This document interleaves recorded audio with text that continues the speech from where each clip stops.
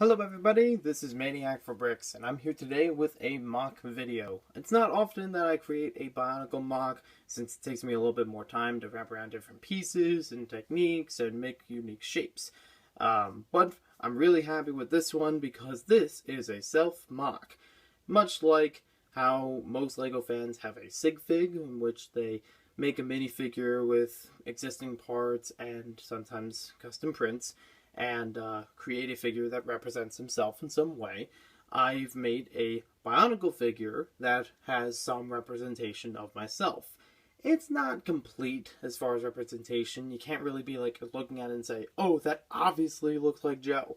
There's only like a very few subtle things here and there. For example, if it was actually more like me, it would all be in green, because green is my favorite color, but I kind of like the orange and white, playing with that color scheme. That, and I had a whole bunch of unique pieces and different shapes for that, so I think it worked out a lot better that way for what I would want to build.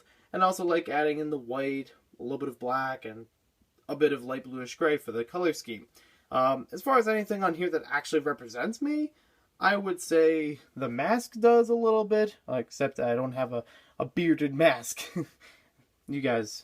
Some of you guys know what I mean. But I feel like the mask represents my face a bit because, you know, it had a little bit more narrowed eyes, and just the round, shorter head kind of feel for it. It's not like a longer head, you know, in any way. It's just kind of circular. The back of the head is just to help make up, you know, for what I had to build for the Kanoe head, you know, kind of combining a little bit of old and new Bionicle pieces on there. These are fan blades or, you know, turbine blades, but they're not really intended to be on this model. It kind of represents a little bit of my hair because every now and then when I try to comb it, it doesn't always go smoothly. A lot of times it'll actually, you know, have little bits here and there that just kind of like fan outward and have a little bit of a pointed ridge. Not as many as this, but you know what I mean. So, other than that, I actually have a few accessories that kind of combine a little bit of what I am about, and also a little bit of the backstory for this figure itself. This figure, I have not, as of recording the video, I have not named it, but if I do name it at some point in the future, I will include it in the title, and you probably see it already, or will see it at some point in the future. But as far as the story for this figure, he's not a Toa, he's not any sort of villain, he's just a neutral character existing in a Bionicle world, as people usually make some kind of story with their MOCs. This one, basically, he's just a scavenger. I'm not saying if he's on a certain planet or anything, he's just around collecting parts all over, you know, and trying to make something new out of them. And he is especially a scavenger for different types of masks, which is how it represents me because, you know, I'm working on the Bionicle mask wall, I'm collecting a bunch of masks, and though I may not want to get every single kind, I am taking in quite a lot of them. So, that's it as far as representation of me. As far as the figure itself, it actually does have a bit of posability. It has your standard 3 in the legs, 3 in the arms, ball joint type of articulation.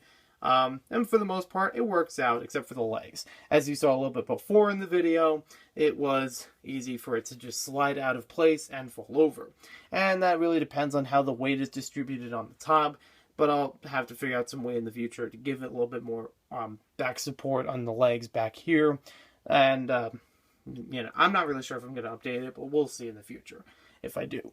So, it also has articulation at the waist. There is a pin in the middle that allows some articulation there, so I can turn the waist about that much on that side, and if I turn it back the other way, oh, actually it does spin around 360.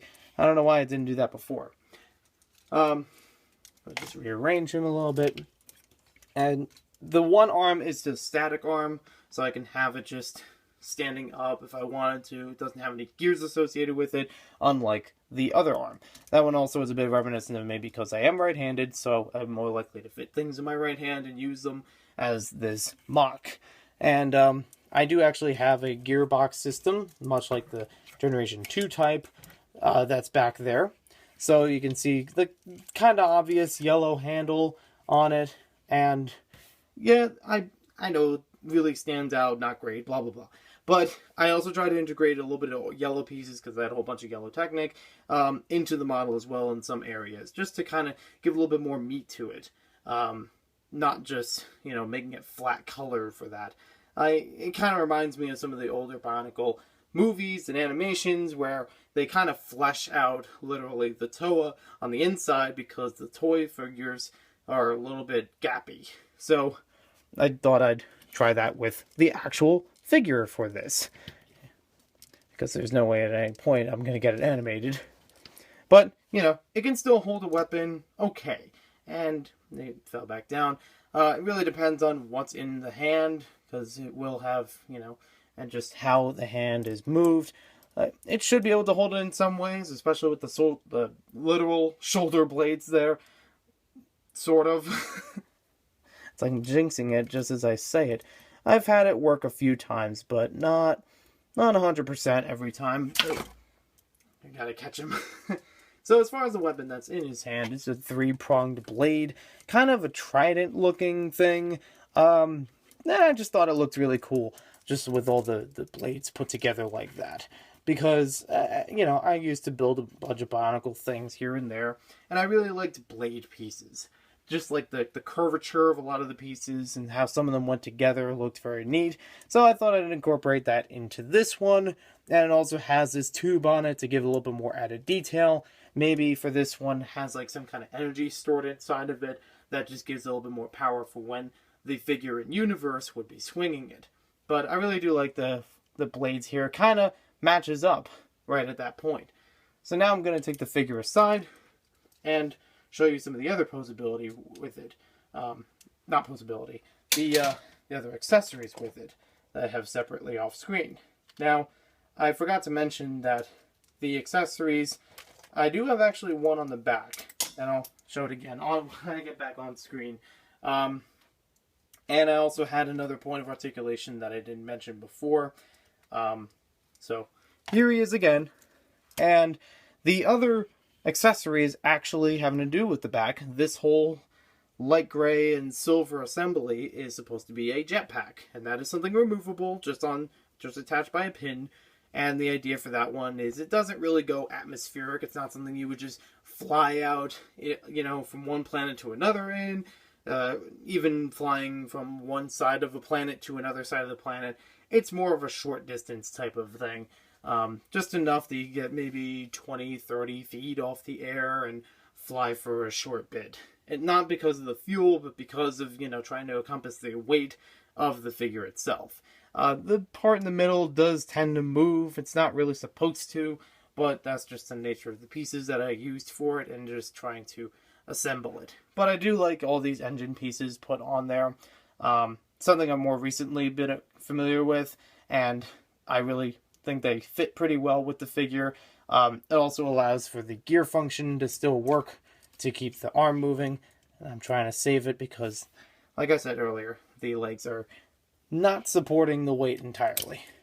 Oops, I just unplugged it from the wrong spot. So I could take that part off and just, like I said, attach by a pin on there. And still looks pretty good on the back. Not gappy, or at least not too gappy on the back. So that works out pretty well. There is an articulation of the head, so I can lean it back for quite a bit, lean it forward to look down, and look left and right with it without interfering with other pieces, at least for the most part. Now, it has 2 more weapons that are added onto it. The one on the right hand is actually a claw-type weapon, and you can see it as just being it's not really supposed to be a weapon. It's supposed to be more of a tool, but it can be a weapon if you wanted it to. These pincers are supposed to move back and forth so it can grab different objects at different sizes. And for the occupation, this is a definite good weapon because as a scavenger, you want something you can grab objects with. So for this demonstration, we have a grabbed Mask of Life, the older version that was from 2006 Bionicle, and looks pretty good on there. I mean, you could even rearrange it where you could just be holding it by the eye holes, but this will work for now. You can actually close those in, so you get a good catch. Now, on the other hand, we just have a small blaster, kind of a pistol type, and I guess a kind of reminiscence of me because I like Nerf weapons, if you want to incorporate that, you know, for representing me. It's a simple blaster. I really like these kinds of blasters in general when I see them in LEGO sets. It's an old Technic competition type, and I just have some added accessory around to it, so it gives it more detail. Works the same, just, you know, hit the point on the top and the spring will launch it. And that's a very simple thing. A little bit more lightweight for a figure to hold, you know, easier to move the arm around with it.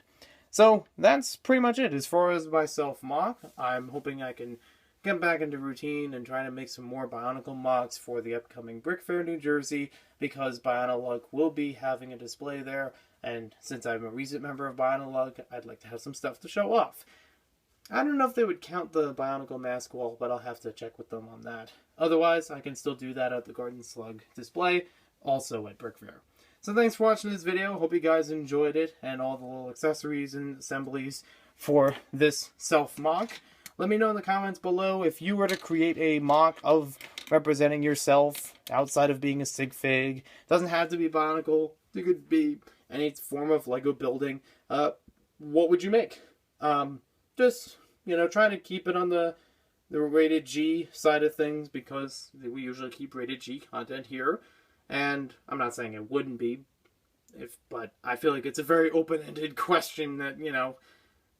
Anyways, let me know in the comments below. Thanks for watching, and we'll see you next time with more LEGO videos. And who knows, maybe this guy will show back for other videos in the future. We'll see.